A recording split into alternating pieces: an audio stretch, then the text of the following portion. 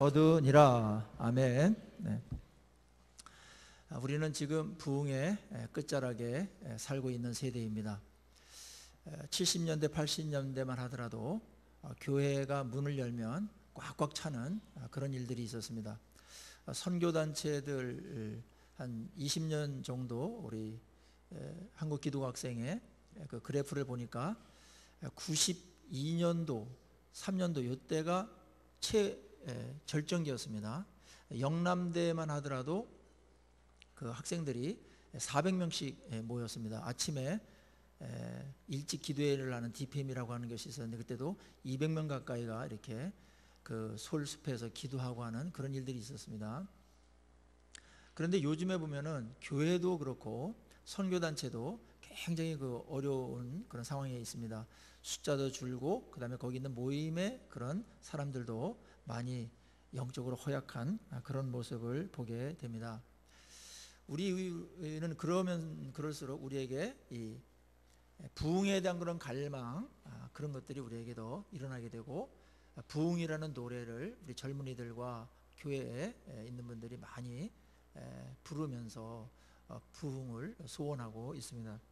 오늘 본문에 보면은 에베소에 놀라운 부흥이 일어나는 것을 보게 됩니다.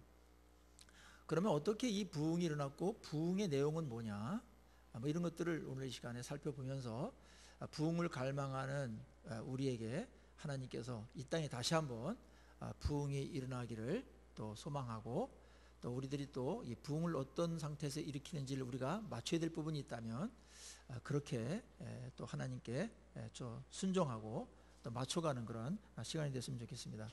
어느 한 부분이 이렇게 잘 되는 것은 말입니다, 이 전반적으로 안 될 때 그거는 굉장히 큰 의미가 있는 겁니다. 전반적으로 다 이렇게 안 된다, 어렵다 이렇게 될 때 어느 한 작은 교회라도 한 교회가 정말 그 부흥이 일어나고 그랬을 때 그 영적인 영향력은 굉장히 지대하게 되는 겁니다. 저기 봐라, 저렇게 어려운데도 저렇게 작은데도 놀라운 저렇게 부흥이 일어나고 있지 않냐. 그래서 큰 교회들도 그 침체나 안주함에 빠져 있다가 화들짝 깨어나 가지고 다시 또 정신을 차려서 주님께 돌아오고 말씀으로 돌아오는 일들이 벌어질 수가 있는 겁니다. 그래서 우리가 이 한 교회는 한 교회가 아니라는 걸 꼭 기억하셔야 됩니다. 여러분 한 명은 한 명이 아닙니다. 많은 사람들이 이 어려운 시기에 뭐 나 같은 거 하나 잘해봐야 뭐가 될까 그렇게 생각할 때가 있는데, 한 명이 아닙니다. 여러분 한 명이 잘 되면 주변에 다 그 한 명으로 인해 가지고 일어나게 되고 불이 번지게 되어 있습니다. 그러니까 n분의 1이 아니라는 것 꼭 기억하세요. n분의 1이 아니다. 2,000명이 있으면 2,000명분의 1이 아닙니다. 여러분 한 명이 부흥을 일으킬 때는 불씨가 된다니까요. 우리 교회가 뭐 대구에 한 3,000개 정도 교회 있습니까? 3,000분의 1이 아닙니다. 숫자적으로는 그렇지만 거기서 하나님의 놀라운 부흥이 일어났을 때는 이 3,000의 이 교회에 불을 일으키는 그런 것으로 사용될 수도 있는 거기 때문에 한 명이 일어나고 한 교회가 잘 되는 거 어려운 때일수록 굉장히 중요한 의미가 있다는 걸 기억하시고 소망을 가지셔야 됩니다.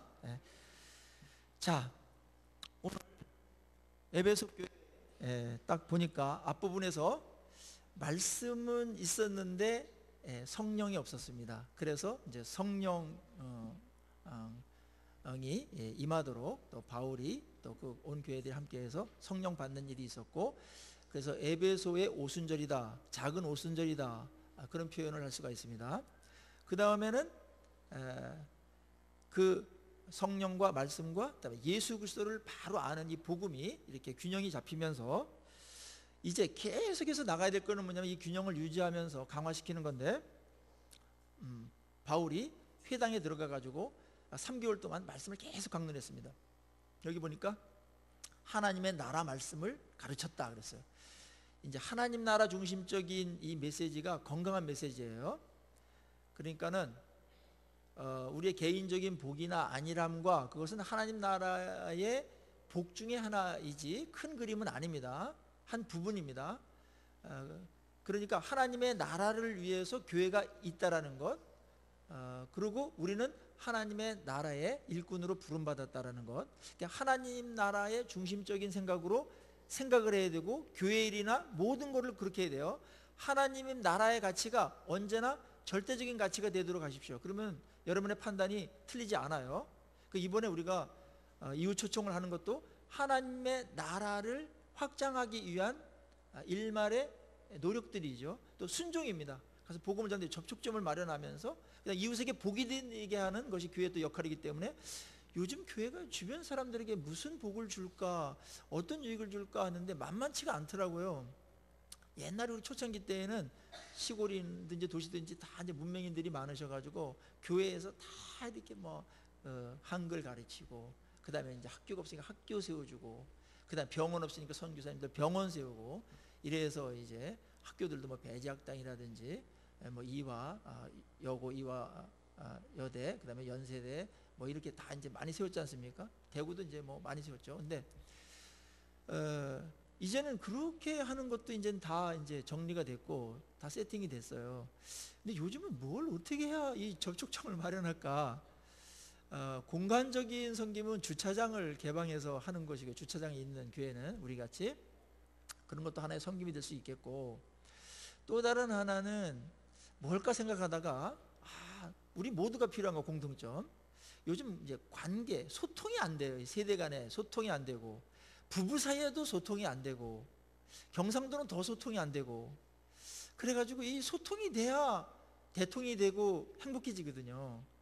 그래서 이 공통 분모를 잡았습니다. 그래서 이제 대화 기법, 소통의 방법, 소통의 중요성, 이런 것들을 이제 한번 해보자. 그래서 또 귀한 또 강사진들이 미리 준비되어 있어 아주 탁월한, 이 한강 이남에서 가장 탁월한 강사진들입니다. 시간 내기 진짜 어려운데 저희 교회니까 시간을 낸 겁니다. 이번에 아주 귀한 집회인데 기도를 해서 가족들 다 오셔야 됩니다. 혼자는 말 잘한다고 하는데 소통이 안 되는데요. 대화법을 몰라요. 그래서 조금만 여기 가다듬으면 관계가 너무너무 아름답게 되거든요. 우리 이번에 하여튼 마음에 정하시고 기도하시고, 누구나 다 아주 가벼운 마음으로 기대하는 마음으로 올 수 있는 거니까, 그렇게 해서 그들이 이제 그것뿐만 아니라 이제 복음을 이렇게 거기다가 넣어가지고 복음을 전하게 될 겁니다. 우리 기도하면서 성령께서 부흥의 역사가 일어나기를 간절히 우리 기도하며 같이 힘쓰기를 간절히 소망합니다. 이거 함께 마음을 합해가지고 이건 진짜 하는 거 1년에 한두 번 하는 아주 놀라운 일입니다. 결정적인 일입니다. 자, 바울은 그들하고 접촉할 수 있는 장소가 대부분 없었기 때문에 어디서 했냐면은 회당을 찾아가서 회당은 그래도 말할 수 있는 이렇게 기회를 주거든요. 그리고 사람들이 모여 있으니까. 그러니까 유대인들이 이제 모이는 곳인데요. 회당에서 부흥이 일어난 적도 있어요. 작은 부흥들이. 근데 에베소에 있는 여기서도 작은 부흥이 일어났습니다. 믿는 사람들이 있었는데 그 중에는 얼마인지는 모르겠지만 몇몇 사람들이 공개적으로 비난하는 사람들이 생겼어요. 막 반박하고 막 이래가지고 이게 말씀이 쫙쫙 이렇게 빨려 들어가고 이래야 부흥이 일어나는데, 그렇지 않고 막 공개적으로 반론을 제기하고 반항을 하니까 바울이 거기서 생각을 한 겁니다. 이 전략이 이렇게 반발하는 사람들, 막 극렬하게 반발하는 사람들 붙들었다가 세월 다 가고 정말 말씀 사모하는 사람들도 지겠다 이렇게 싶어가지고 그걸 접습니다. 그리고 어떻게 했냐면은 제자들을 따로 세웁니다. 제자들은 이제 예수를 믿고 말씀 따르는 사람들이거든요. 그 사람들을 따로 모아가지고 두란노 서원이라고 하는 그런 그 서원이 있었어요. 거기서 이제 2년 동안 집중적인 강론을 합니다. 저는 이걸 보면서 바울도 전략을 세울 때 말씀을 잘 듣는 사람 위주로 먼저 했구나. 그리고 나머지 안 듣거나 저항하는 사람들은 기다리는 거죠. 포기하는 건 아닙니다. 기다리고 지금 잘 듣는 사람부터 먼저 해야 됩니다. 여러분들 전도할 때도 뭐 안 듣거나 막 극렬하게 이렇게 반항하는 사람부터 먼저 할 필요 없어요. 그냥 예수 믿어야 된다 정도로 해놓고 기다리시고 기도하시되, 그래도 마음이 열리고 가까이 있고 이런 사람들을 먼저 해야 됩니다. 꼭 있어요. 열매가 거의 때가 된 사람들이 있습니다. 그런 사람들부터 먼저 하는 게 지혜입니다. 일단은 한 명이라도 원하는 사람, 벌써 이제 조금만 하면은 하나님께 올 수 있는 그런 사람들이 있거든요. 이제 그런 사람들을 먼저 우선순위를 1순위 또한 7순위들까지 쫙 해놓고 첫째, 둘째 이렇게 해놓고 여러분들이 뭐 여러분의 판단이 옳은 거는 아닐 수 있어요. 때때로 뭐 아주 기대 밖에 있는 사람이 턱 이렇게 예수를 믿는 사람도 있으니까 열어놓으시고 하되 우리가 상식적으로 그렇게 해야 됩니다. 바울도 그렇게 했습니다. 예수님도 그랬습니다. 안 믿는 사람한테, 말씀을 거역하는 사람한테는 그렇게 많은 공을 들이지 않았어요. 바리새인들이나 뭐 이런 사람들에게는, 아주 그 저항적인 사람들에게는 별로 그렇게 많은 그런 공을 안 들이고 말씀 막 따르고 이런 사람들에게 가르쳤습니다. 그 사람들이 무능하더라도, 무식하더라도 그 사람들을 붙들고 한 겁니다. 12명은 그래도 따라 나섰거든요. 이런 사람들 갖고서 이제 하나님의 일이 되고 기독교 일이 되는 겁니다. 근데 이 두란노 서원에서 이 2달 동안 집중적으로 강의한 거는 아주 전무후무한 일이고요. 이것이 어떤 영향을 끼쳤는지가 이제 뒤에 나와요. 그것은 굉장히 풍성하고 아주 지대했습니다. 이 부흥에 놀라운 그런 결정적인 역할을 했습니다. 이 두란노 서원이라는 것은, 두란노라는 그 에베소에 유명한 철학자가 있었어요. 우리나라 같으면 태계 이황 같은 정도였던 것 같습니다. 그러니까 그 안동에 가면 뭐가 있어요? 태계 그 뭐입니까? 그 도산서원 있죠. 도산서원이 있잖아요. 그러니까 거기 이제 그 자기 학파들 사람들 모아놓고 이렇게 강론했던 곳이잖아요. 그런데 어디도 그런 거 있는 것 같아요. 에베소에도 그런 두란노라는 그런 서원이 있었어요. 유명한 서원인데, 근데 그 서원이 늘 비었나? 뭐 사람들 하나도 없어가지고 문 닫았나? 어떻게 그거를 그렇게 2년 동안 계속 쓸 수가 있었지? 렌트비 많이 줬나? 뭐 이런 생각을 하게 될 텐데, 그게 아니고요. 이제 학자들은 이렇게 말합니다. 터키 지방 아닙니까? 여기가 터키 굉장히 덥단 말이에요. 그래가지고 아침에 한 7시나 11시 그 사이에 그 공부나 그런 것들을 해요. 그러면 그때 이제 그 배우러 온 사람들이 이제 그때 공부를 하고, 오후에 1시, 뭐 11시부터 한 4시 이때까지는 쉰답니다.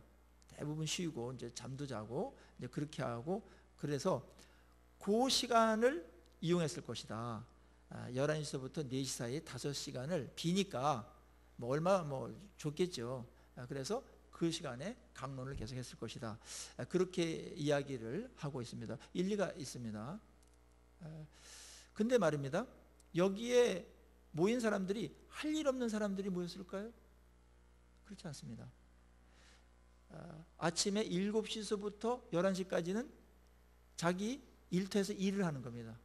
그러니까 더워지기 전에 자기 생업을 일을 하고, 그 다음에 남들이 쉬고 자고 할 때에, 그때 아주 더운 날씨에 가장 그 힘든 그런 하루에 그 시간대는 비니까 그 시간대에 많은 사람들이 모여서 2년 동안 매일매일 하나님의 말씀을 들었다. 저는 바울도 대단하지만 바울도 텐트를 만들면서 했거든요. 그런데 여기 있는 분들도 대단해요. 매일매일 5시간씩. 그러니까는 평생 하나님의 말씀 공부할 거를 한 2년 동안 거의 다 뛰어버린 것 같아요. 얼마나 놀라운 일입니까? 저는 이걸 보면서 우리 교회를 비롯해서 한국 교회를 보게 됩니다. 옛날에 부흥회 때는요, 진짜 무슨 집회가 있으면 막 이웃 교회들도 와가지고 막 하고 그랬어요. 예. 우리 최영희 자매님, 우리 이제 부친이 장로님이신데, 그 시절에는 뭐 삼독교회 가가지고 막 밤에 막 집회 금요일 날 하고, 그 다음에 밤이 이제 거의 다시 4시가 되니까 이렇게 본교회 와가지고 또 새벽 기도를 하고 이랬다라는 간증을 하시는데, 그립더라고요. 그때가 부흥의 시기입니다. 그때 그 대구에 많은 교회들이 그때 다 채워진 겁니다. 1907년은 어땠습니까? 목포에서 그 쌀을 지고서 말입니다. 신의주, 평양이 어디입니까? 거기까지 집회가 있다고, 사경에 그거를 가는 겁니다. 참 놀라운 일이죠. 그때 놀라운 부흥이 그때 일어나는 거예요. 말씀에 사모함을 주는 게 일단 부흥의 시작인 것 같아요. 여기서도 사모하는 사람들이 있었어요. 이거를 본다면 우리는 너무나 이 부분하고 비교한다면 정말 좀 부끄럽고 너무나 미흡하다, 그 생각을 하게 됩니다. 여러분 어떻습니까? 우리의 기준은, 말씀에 대한 기준은 어느 정도입니까? 제가 계속해서 도전하는데요, 이게 안 되면 말입니다, 현상 유지 정도로 끝나게 됩니다. 그리고 기껏해야 이제 본전 정도밖에는 안 됩니다. 밀리면 안 됩니다. 절대적인 시간이 필요합니다. 우리 공부를 잘하려면 아무리 천재고 이러더라도 기본적인 시간은 투자해야 됩니다. 그거 안 하고 뭐 된다라는 거는 그거는 말이 안 되는 겁니다. 이들 보면은 하루에 5시간씩 그 어려운 노동에 시달리면서 눈을 비비고 땀을 닦으면서 5시간씩 꼬박 앉아서 매일매일 했다. 이것을 2년 동안 했다. 얼마나 대단한 일입니까? 여기에 부흥이 안 일어나는 게 이상하지 않겠습니까? 어제 보니까 우리 청년부가 우리 조아영 전사님하고 밑에서 오후에 스터디를 막 이렇게 하고 있더라고요. 그래서 두란노 서원, 미니 두란노 서원 좀 비슷하다. 매일매일 안 하지만은 굉장합니다. 그랬더니 가끔 합니다. 이러더라고요. 매일매일 안 하고. 그래서 두란노 서원은 비할 때가 아니다. 아직 그렇게 말씀하시던데, 근데 감사해요. 이런 운동들이 젊은이들이 다 바쁘거든요. 요즘 안 바쁜 사람 어디 있습니까? 유치원생 무지 바빠요. 유치원생부터 걔네들 그냥 빡빡해요. 틈이 없어, 틈이. 그래 놀이터 애들이 없잖아요. 얼마나 바쁜지 몰라요.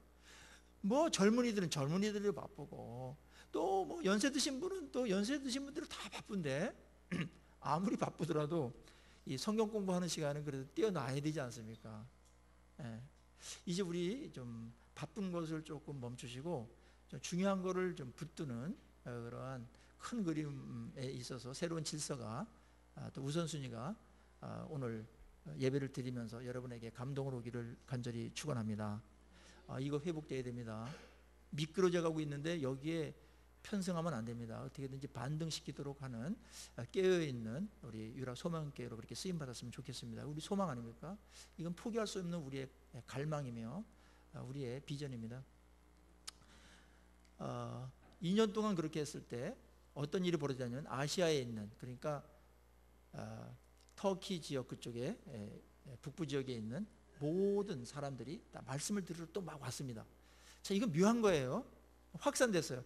거기 있는 그 두란노 서원 그 주변 에베소 도시에서만 하려고 그랬는데 이상하게 소문을 듣고 여러 곳에서 말씀 들으러 왔다는 거죠. 늘 이렇게 상설돼 있으니까 뭐 2년 동안 꼬박 한 사람도 있겠고, 어떤 사람은 바쁜 사람은 한 달 동안 하다 간 사람이 있겠고, 어떤 사람은 1년 뭐 9개월 하다 간 사람도 있겠죠. 어떤 사람은 뭐 한 2-3번 왔다가 이렇게 너무나 이제 힘들어서 뭐 그 정도로 깨닫는 사람들도 있을 거예요. 근데 그렇게 상술해 놓으니까 말씀이 흘러가는데 2년 동안 하다 보니까 어떤 일이 벌어지냐면 아시아의 모든 사람들이 헬라인들이나 유대인들이나 말씀을 다 듣게 됐다. 이거 참 놀랍습니다. 그러니까 우리가 여기서 하는 이 유라지역에서 하는 구통에서 하는 게 잘만 하면 이게 흘러간다라는 거예요. 흘러간다는 거예요. 그 칼빈이 제네바에서 로마서 강의를 했습니다. 조용히 했습니다. 근데 그게 그때 막 그 인쇄술이 발달해가지고 막 프린트해가지고 유럽 전역으로 막 이렇게 퍼져가서 종교 개혁의 그런 놀라운 생각지도 못했던 그런 놀라운 그런 부흥이 일어난 겁니다. 이 말씀의 흥황함이라는 게 이런 것들이죠. 이게 이제 일어나도록 해야 됩니다. 이게 두란노 서원 같이 저도 이거를 2년 동안 어떻게 할까.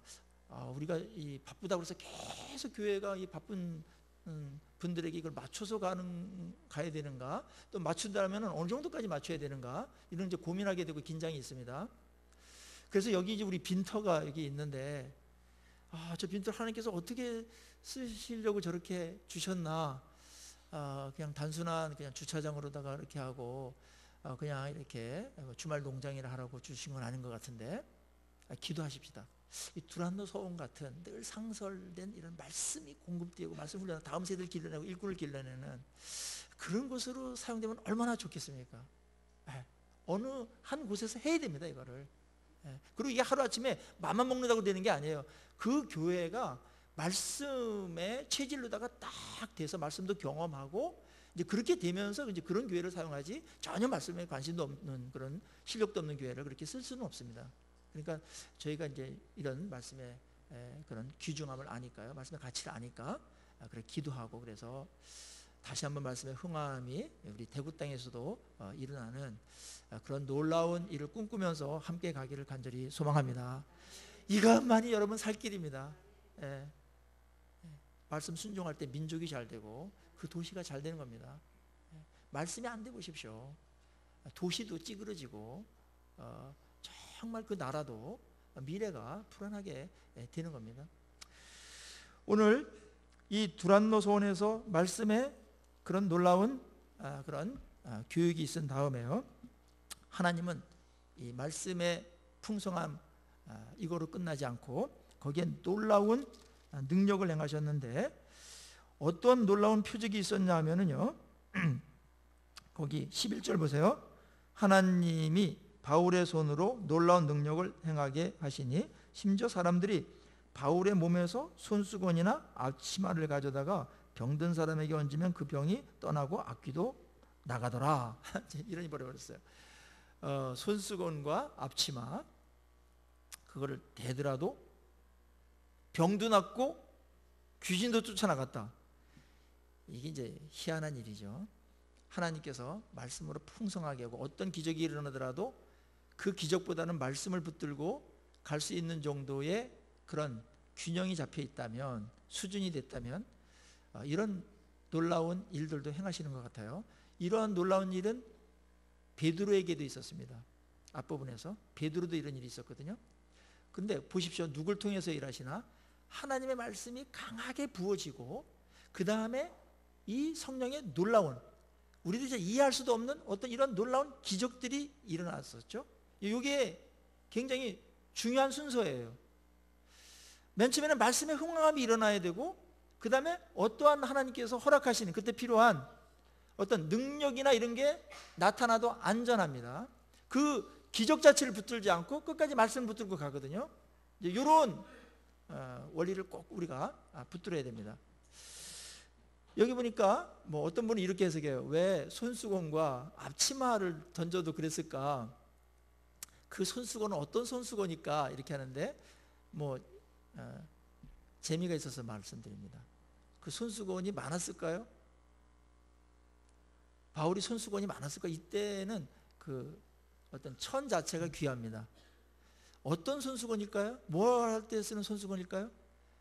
굉장히 더울 때 강론을 하니까 땀이 많았겠죠. 에어컨이 있으니까 선풍기가 있습니까? 그 손수건으로 땀을 닦으면서, 근데 이 손수건이 땀이 많이 젖었고 땀은 또 이렇게 쾌쾌한 그런 향기를 내잖아요. 그런 건데 그런 걸 딱 붙이더라도 이게 막 낫다는 거잖아요. 이게요.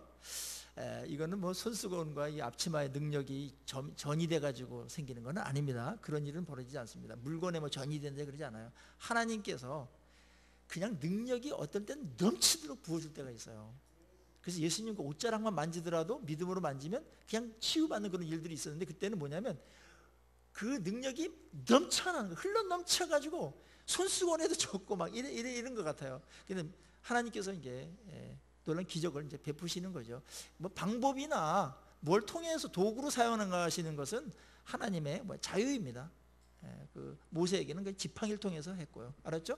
마라의 쓴물에서는 물이 막 쓸 때 그때 뭐 했어요? 그 나뭇가지를 꺾어가지고 던져라. 그러니까 그걸 통해 가지고 한 거기 때문에 뭐 그 나뭇가지나 그다음에 그 지팡이나 손수건이나 앞치마가 무슨 능력이 있거나 신령한 것이 아니고요. 한때 하나님께서 그냥 그런 것들을 통해서라도 하나님께서 능력을 나타내시는 그럴 때가 있다라는 겁니다. 근데 이 능력이 막 일어나니까 거기에 이 마술사들이 있었습니다. 마술사들은 이거 이제 직업적으로 점을 치고 그다음에 뭐 굿하고 뭐 이런 사람들이거든요. 이런 사람들이 딱 보니까 자기네들이 하는 것보다 굉장히 구체적이면서 실제적이고 세거든요. 그래가지고 이 사람들 딱 얼른 딱 계산할 때, 이 방법을 쓰면은 훨씬 더 입지도 탄탄해지고 유명해지기도 하고 그래서 돈도 많이 벌겠다, 이런 생각을 해가지고 이제 모방을 한 겁니다. 예수의 이름으로 하더라는 거죠. 가만히 눈여겨봤겠죠. 딱 메모해가지고 어떻게 하든지 딱 적었겠죠. 그 다음에 예수의 이름으로 물러가라 그러니까 이게 이제 귀신 들린 사람 물러가고, 그다음에 병든 사람 나니까 자기들도 딱 해가지고 바울이 전한 그 예수의 이름으로 명하노니 물러가라, 귀신 들리는 자한테 그렇게 했어요. 딱 보니까 귀신 들린 자가 딱 귀신의 안목으로 딱 보니까 이게 아무것도 아니거든. 그 귀신이 그렇게 말했어요. 그 사람 통해 가지고, 내가 예수도 알고 바울도 아는데 너는 뭐냐 이래가지고 막 덤벼들어가지고 막 그냥 바울 할 때는 막 벌벌 떨었거든요. 확 나갔다는 건 쫓겨나가는 거예요. 근데 뭐 아무것도 아닌 게 뭐 이게 성령 받지도 않고 이게 구원 받지도 않고 하는 관계도 아무것도 없는 게 그냥 이렇게 주문 외우듯이 예수의 이름으로 바울이 전한 그 예수 알지? 그 예수 이름으로 물러가면 좋지 싶겠다. 이러니까 이게 너 뭐야 이래가지고 막 무시해가지고 달려들어가지고요, 막 눌러버렸어요. 그래가지고 막 옷이 다 벗겨져가지고 알몸으로 그냥 주랭랑을 치는 일이 벌어졌어요. 아주 창피도 당하고. 그 사람들은 그래도 그 지역의 유지고 뭔가 이렇게 점잖게 이렇게 점쳐주면서 이렇게 해라 저렇게 해라 이렇게 했던 사람인데 완전히 막 빨개 벗겨가지고 수치를 당하게 해버렸습니다. 참 놀라운 일이죠. 이제 귀신의 그 안목도 참 여기서 우리가 보게 되는데, 그래서 어느 교회에서 우리가 진짜인지 아닌지 하나님께 암만 물어봐도 말씀 안 하시고, 한번 용하다는 한번 점쟁하기인데 한번 가보자 그래가지고 갔답니다. 그 이제 구역 전체가 갔던 것 같아요. 가가지고 이제 귀신 들린 사람한테 왔는데, 너 예수 믿지? 너 예수 믿지? 근데 넌 누구야? 모르겠어? 이러는 사람이 있었다라는 거예요. 근데 다른 사람들은 기분 좋아가지고 뭐 구원의 확신을 얻은 것처럼 막 했는데, 그 사람은 실족해가지고 나는 귀신한테도 무시당하고 나 구원 받은가 뭐 이래가지고 또 실족했다는 겁니다. 근데 이런 방법을 쓰면 안 됩니다. 알았죠? 이런 방법 쓰면은 안 돼요. 우리가 예수를 인격적으로 믿고 예수를 주로 시인하고 내 마음속에 하나님을 아버지라고 이렇게 부를 수 있는 그런 분들이라면 그것은 성령께서 하신 거기 때문에 그게 더 확실하지, 가서 귀신한테 검증을 받고 진짜인지 가짜인지, 귀신이 또 그거 다 알아가지고 괜찮은 사람 또 모른다고 해가지고 실족하게 만들 수도 있거든요. 알았죠? 또 그래서 엉뚱한 소리 하면 너는 뭘 해야지, 너는 어떻게 돼, 이렇게 하면 그게 마음에 새겨져가지고 또 그거 말씀보다 더 권위 있게 받아들여가지고 또 순종하고 막 그런단 말이에요. 그러면 절대로 안 됩니다.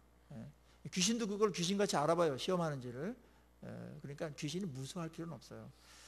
여기서 우리가 바울이 예수의 이름으로 쫓아내기도 하고, 그 다음에 오죽하면은 바울이 썼던 그런 것들 보기만 해도 기겁을 하고 도망가게끔 한 것은 귀신들이 누구를 무서워하는지를 안다라는 걸 은혜지 않습니까? 하나님의 사람을 다 두려워합니다. 여러분들도 하나님의 사람에, 바울을 대사도이기 때문에 그런 게 아니고 하나님의 사람이고 하나님의 사랑하는 사람들이고, 그렇죠? 구원받은 하나님의 백성이기 때문에, 예수의 제자들이기 때문에 예수님께서 뭐라고 그랬어요? 귀신을 쫓아내는 권세를 줬다고 그랬잖아요. 그러니까 우리가 능력 있는 게 아니고 하나님과 관계 때문에 우리가 명령할 수가 있는 거예요. 위임받았어요. 그럼 권한을 줬어요. 예수의 이름으로 물러가라. 그러면 귀신은 떠나게 되고, 그 다음에 말씀을 우리 마음속에 넣고 있으면 귀신이 아무리 유혹하더라도 넘어갈 수가 없는 겁니다. 귀신에 대해서 너무나 이렇게 뭐 괜히 두려워하거나 그럴 필요가 없습니다. 귀신이 오히려 떱니다. 예수 믿는 분들은 일단 귀신이 저 사람은 건드리면 안 돼, 하나님의 자녀지, 잘났든 못났든 하나님의 자녀이기 때문에 하나님의 허락 없이 건드렸다가는 귀신이 아주 그냥 하나님께 그건 아주 그냥 뭐 박살이 나는 거니까 그렇게 여러분들이 보호받고 있고, 그 다음에 대적하십시오. 어두움의 영들이 있을 때 대적하시고 예수 이름으로 치시기를 바라고, 특별히 말씀으로 잘 무장되어 있으면 시퍼런 성령의 검을 갖고 있는 거기 때문에 귀신이 겁나가지고 오질 못합니다.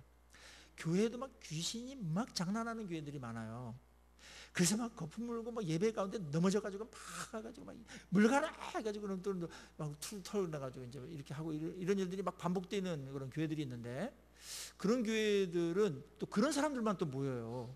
그래가지고 막 그런 일들이 막 이제 많이 이제 벌어지는데, 근데 말씀이 정말 정확하게 막 예리하게 강의되는 그런 곳에는 귀신이 그 근접하기를 너무 두려워합니다. 왜냐하면 속일 수도 없고 이 말씀이 성령의 검이기 때문에 그것을 이길 수가 없거든요.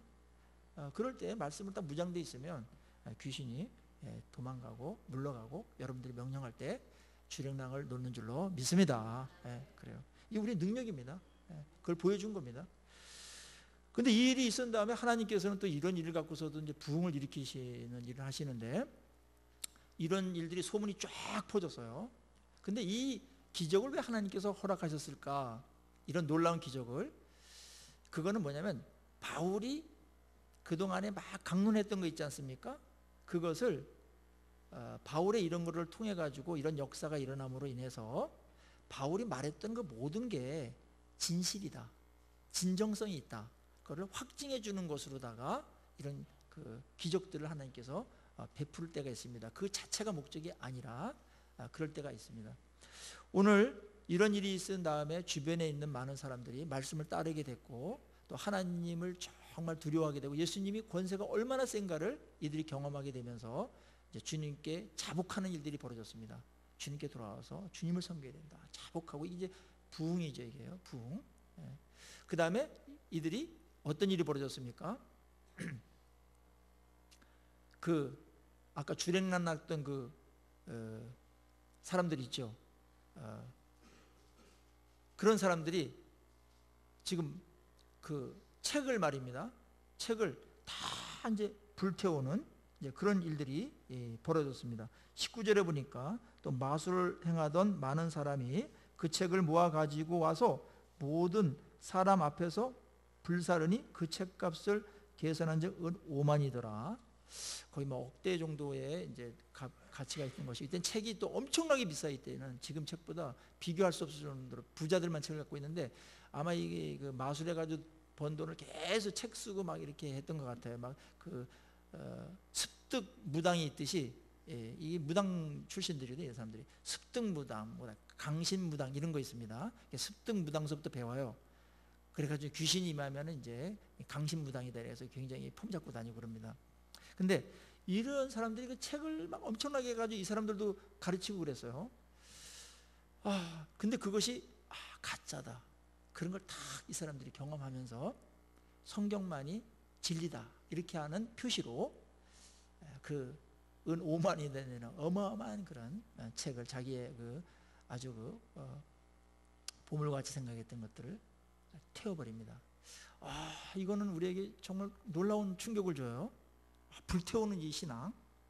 그러니까 이 불신앙적인 건 다 제거한다, 그 말, 불태우겠다 그럽니다. 이 하나님을 믿고 말씀을 배우고 하는데 걸림돌이 되는 것들은 태워버리겠다. 그러면서 자기 인생이 완전히 이제 방향 전환을 하게 되는 겁니다. 이제 이것이 부흥의 현장에서 일어나는 겁니다. 부흥의 현장에서 일어나는 거. 오늘날 그러면 오늘 부흥은 어떻게 일어나는가? 로디 존스 목사님이 이제 부흥을 참 갈망했던 분인데요. 평생 부흥을 갈망하면서 그렇게 살았어요. 근데 그 부흥의 단계를 그분은 이렇게 말했어요. 첫 번째는, 부흥의 단계 이겁니다. 첫째는 말씀에 저항하거나 반항하지 않고 받아들이는 것, 부흥의 첫 단계입니다. 아까 그 회당에서 했을 때 유대인들이 말씀 저항하고 반항했잖아요. 일부는 받아들였잖아요. 이 받아들이는 사람에게는 이미 부흥이 시작된 겁니다. 말씀이 무슨 말씀이 그래, 이랬던 사람들이, 그러려고 이랬던 사람들이 말씀을 반대하지 않아요. 그리고 수용하기 시작해요. 이게 부흥의 첫 단계입니다. 이런 생각이 든 것은 여러분들 마음속에 말씀이 맞습니다, 받아들이는 정도가 됐다면 부흥의 첫 단계는 이미 시작된 겁니다. 이게 굉장히 어려운 싸움인데 이제 그걸로 들어간 겁니다. 부흥의 두 번째 단계는 그 말씀이 들어와 가지고 우리의 죄를 이렇게 지적하고 그럴 때 자기가 회개하고 자복하는 겁니다. 아까도 자복하고 회개하는 일이 벌어졌잖아요. 자복하고 회개해요. 맞습니다. 말씀이 받아들여지니까, 말씀이 딱 보니까, 거울에 비춰보니까 내가 죄진 게 있거든요. 그리고 회개해야 된다는 말씀도 있고, 회개하면 용서해 준다는 말씀이 있는데 죄가 인정되는 겁니다. 말씀을 받으니까 죄가 인정돼요. 그 기준으로 보니까. 그래서 그거를 갖고서 주님께 나가는 겁니다. 십자가 앞에 나가는 겁니다. 하나님, 제가 이런 죄를 졌습니다.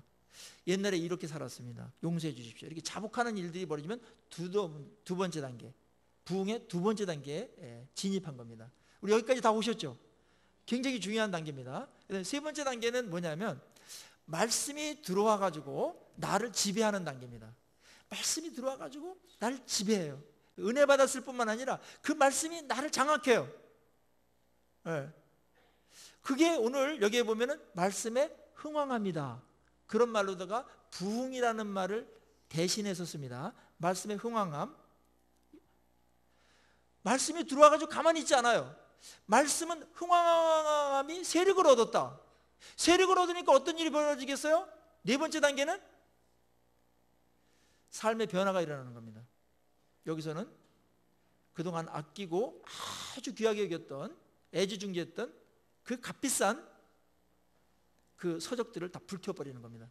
이런 일들이 벌어지는 겁니다. 이게 이제 부흥입니다. 부흥의 현장입니다. 부흥의 결과들이 이렇게 나타나는 겁니다. 그러니까 조나단 에드워드라든지, 그 다음에 이런 부흥이 일어났을 때 찰스 핀이라든지 뭐 이런 분들이 이제 그 부흥이 일어날 때 보면은 맨 처음에는 말씀에 막 관심도 없던 젊은이들, 이런 사람들이 막 들어와요. 들어와가지고 말씀을 받아들이고 회개하고 막 회개운동이 벌어집니다. 그 다음에 말씀이 퍼부어지니까 말씀이 막 그들을 장악하고 지배하고 다스리게 됩니다. 전인격의 그 말씀이 흐릅니다. 그러다 보니까 삶의 변화가 이제 저절로 일어나는 것이죠. 그래가지고 이렇게 관계 잘못된 사람 찾아가지고 용서도 구하고, 술집이라든지 카바레, 뭐 극장 이런 게 막 문을 닫고 막 이런 일이 벌어집니다. 오늘 여기에 이 부흥은 두란노 서원에서 시작된 겁니다. 이 부흥의 세기가 얼마나 셌냐 하면은, 그 세력이 얼마나 셌냐 하면은 다음 시간에 말씀드리겠습니다. 기대해 주십시오. 그 에베소 지역에 있잖아요. 이 점치는 사람들, 여기에 그 마술하는 사람들, 이 직업이 굉장히 좋은 직업이었는데 이들이 다 망하게 됩니다. 문을 닫게 됩니다. 그래가지고 사회적인 변화가 일어나요. 사회적인 변화가. 자, 복음이라는 것은 부흥이 일어날 때 놀라운 일이 벌어지는 겁니다. 오늘 성경은 이렇게 요약을 합니다. 20절 한번 같이 한번 읽어보십시다. 시작. 이와 같이 주의 말씀이 힘이 있어 흥왕하여 세력을 얻으니라. 이게 이제 전체 요약입니다. 저는 이걸 보면서 가슴이 뛰어요. 우리 교회에서도, 우리 이 대구에서도, 우리 한국에서 다시 한번 이런 말씀의 흥함이 일어나서 세력을 얻어서 이렇게 사람들이 변하고, 우리 청소년들이 변하고, 어린이들이 변하고,